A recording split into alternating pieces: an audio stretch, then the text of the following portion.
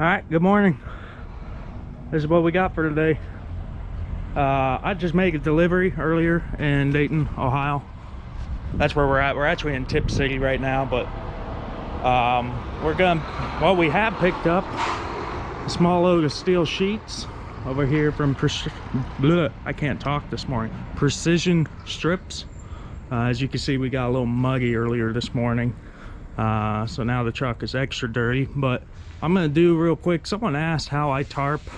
This one will be a good fun little load to tarp, so I'll just show you about what my roundabout way is and doing it.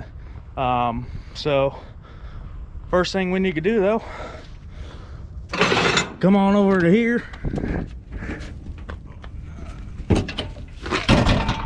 get our big old tarp out.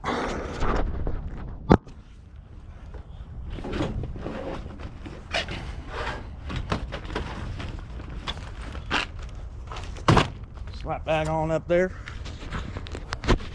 This load here, trying to think if I want to put some padding on that. I could probably put some packings on the front, on that side at least. Up there is probably not too bad. So I'll grab some packing here that's been long just thrown in there. We'll hop up back here again. As you can see, it was a bit muddy. Hop on up here.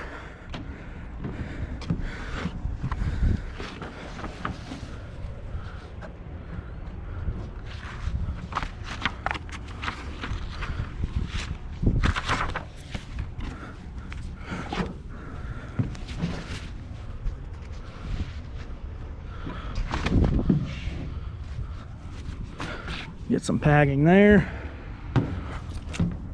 So right here is supposedly only about 17,000 pounds worth, so it's not too bad.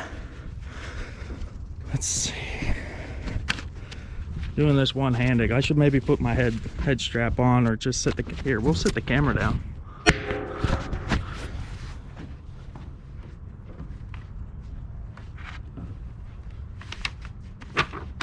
Cool. Go get our tarp.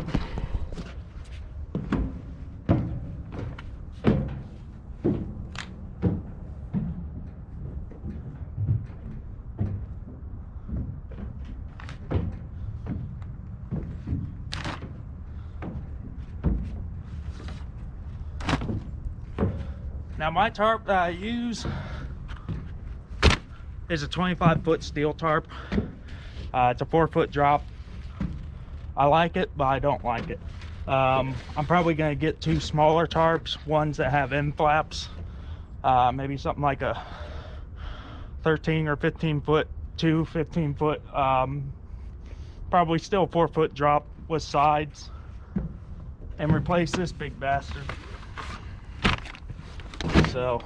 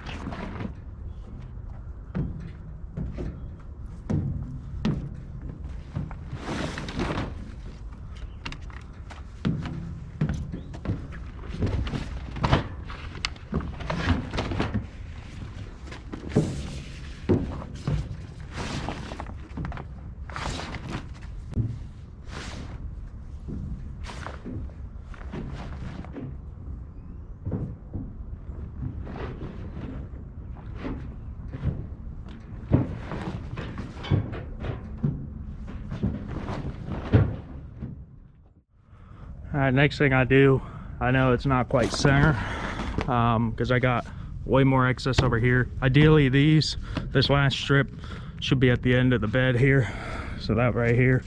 So slider on this way,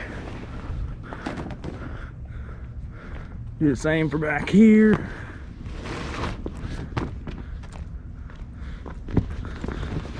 And this is why I wish to have the shorter tarps. I got a lot of excess to deal with.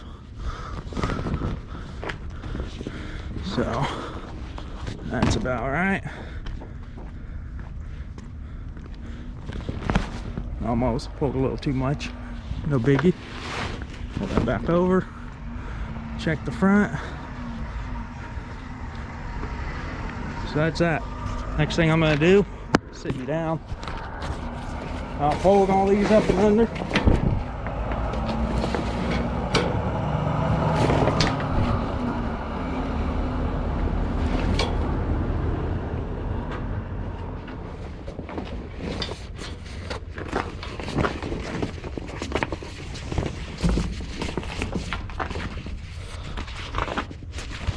So I'm by no means an expert tarper, but get that all folded up, something like this. And then back here, because I got the excess, I need to fold what's in here and get it to where it's just as wide as the back of my truck. So do that, and then what you gotta do is just get creative. I'll get to that part later, but basically you'll tie this part down and then I fold it or something of the sort. But let's get the rest of this going. over, on, up and over.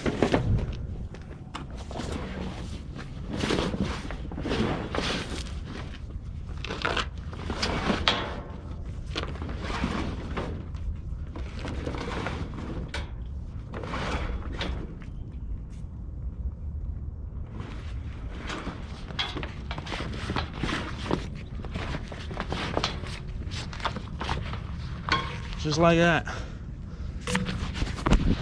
So now this part here, I usually Christmas wrap it. So that's when you fold the ends in and strap it all down or bungee it all down. So I'll pull this end tight, fold these over. These will just get bungees down along through the side. And then back here, I usually do this part last. That way I can pull everything tight. I'll pull this backwards, make everything tight, and work on that side. So first, let's tackle the front. Take my big bucket of bungees, and let's do that. So the first thing I do is I take where the load is. I find the furthest point. So that'd be this one here. So the front of the load's about right there. So I'm gonna take this one and get this one tight where it should be, and loop it back to here. Another thing that I'll do with my bungees, I don't like using the D-ring itself. I put it into the strap portion. That way it never cuts. It doesn't rub into here. And the strap has been holding out well because when it curves in, it lays flat up against that fabric. So that's what I do. This is a bad example right now because it's wanting to go this way, so it's twisting it. But eventually I'll have one that comes down this way. So basically I first get my first tight straps on the front here and work from that.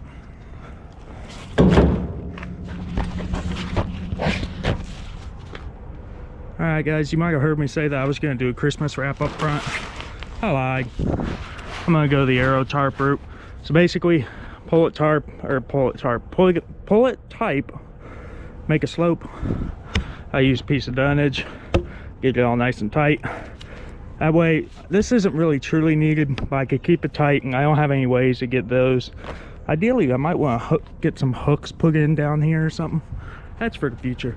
But I'll put a ratchet strap over that, make it tight, and then pull the backside tight, and then do the sides. Okay, so the backside, I do pretty much the same thing as the front as far as the straps go. I find the backmost point of the load, take it to the D-ring, pull that tight back around for what I did here. Same on the other side. That gives you your flag end. Take your excess. I have folded it to where it's the same width as the bed. Take the excess, pull it up this way, find your next D-ring, pull it up to the front. That way it's nice and tight here. And all I gotta do next is roll or fold this, and I'll probably put the dunnage on this one as well. And then if I have to, because this leaves a loose bit right here, sometimes these corners like to blow out like this.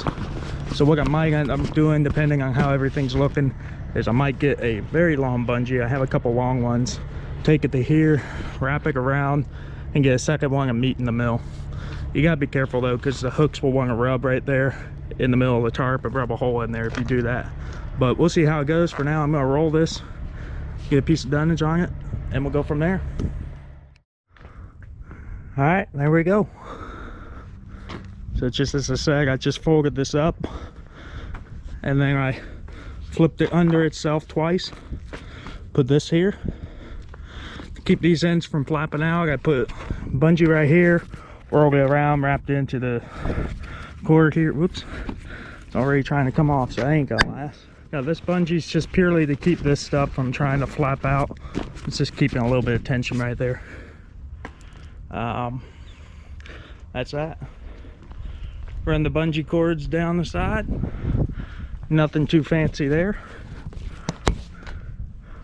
There was one loose spot right here I had to get a little creative with, but it's all right.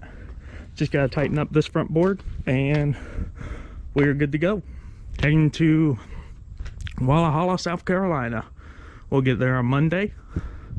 Got a nice, easy, slow drive. It's still, I think it's only 11 o'clock right now.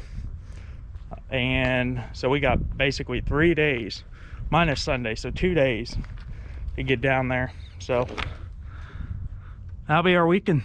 But I'm gonna finish packing up here, get out of here, take a shower, and call it good.